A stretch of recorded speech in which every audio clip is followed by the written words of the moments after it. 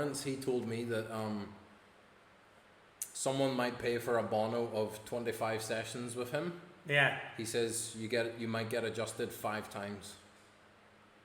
It's normal that someone might get adjusted 5 times. He charges for the check as well then. You're charging, that's why your patient education would have to be really good, because you're not charging people to adjust them. You're charging, which I think is I think it would be hard to do, but if you can get the patient happy to come in and see you, like maybe once in a blue moon, most chiropractors have people come in where they're like, you don't need to be checked, you're clear. But to educate them where they might pay a huge Bono for all these sessions and they might only get adjusted 5 times, that's like your patient education needs to be on point for that. But does he charge full price for the check? It's a Bono that you pay. I don't know how much he sells for a Bono, but you're buying the Bono, and they know that in that you might only need 5 adjustments. So you're not paying to be adjusted, you're paying to be checked and kept clear of upper cervical subluxation. I've thought about that, but then I would do it this way. I would like charge, let's say if a full adjustment is 55, right? Then I would take like 15 for the check. So you wouldn't charge full price if they don't need to be adjusted? No.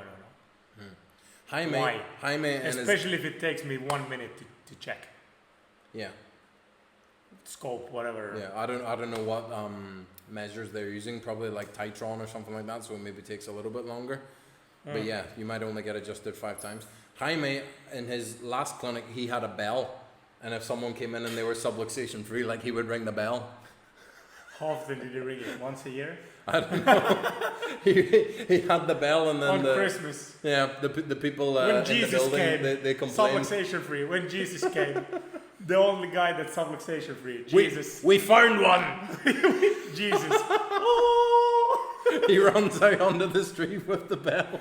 That's hilarious, man. That's hilarious. Like Didi when he thought he found the cure for deafness, you said? Haven't you heard that one? I have, but you tell it again. I think Sigafus used to tell that. I think it's a recording of Sigafus, right? Right, I have only heard you say it. I think it's Red Deer. Is it Red Deer? I would know if it was Red Deer. I've listened to Red Deer a bunch of times. Yeah, hilarious, man. He was convinced he found the cure for deafness. So of course he ran around, oh, I found the cure for deafness. This is great. And the news spread quickly, right? According to the story. So a lot of deaf people turned up, of course. Adjusted those guys. All of them bus deaf. loads. Yeah, bus loads, of course.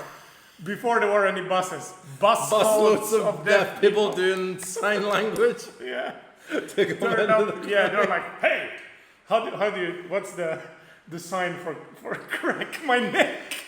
Crack my neck. They go like this. Crack my neck. Crack. Oh man, that's no, but anyway, right? And and then, or maybe it's even in the Green Book somewhere. I read it. I'm sure BJ would have rambled about it. But then, man, even then, he was like, and sciatica were clearing up, psoriasis and stuff like that. Funny story, man. And then they started posting things like, we will cure any disease. Yeah. I saw that. Try doing that today with the legal implications. But these guys, they were... we cure all... Yeah. The headline was, we cure all disease. It became like the snake oil thing, because this is back in the days of the Wild West. I don't think they knew really how powerful what they were onto was. They were just like, we found the cure for all disease, it's in your spine. But then luckily, BJ started looking more into the objectivity side of things. And did you hear that BJ was doing shit like Germany was the only place in the world where they could do autopsies like right after somebody died? So he was going there and like cutting people open and trying to see like the canal, because he was like, I'm sure in the cadavers, because if you look at it in a cadaver, the foramen's like this and there's plenty of space for the nerve. Yeah, so of course, like, because all fluid and everything is left because they're dead, right? And within 1 hour, that person's body's more dehydrated. Yeah. So he wanted to be there like right at the time. I even heard a thing about someone that basically donated their body to science, and they were like, okay, I'm going to die soon, make sure I'm dead, but you have my permission that in the minutes after my death that you can cut me open and go in there and have a look. It's so wild when you start thinking about that, I just think about how delicate the nervous system is, and all the nerves and all the small vessels and everything that's in there, and then you go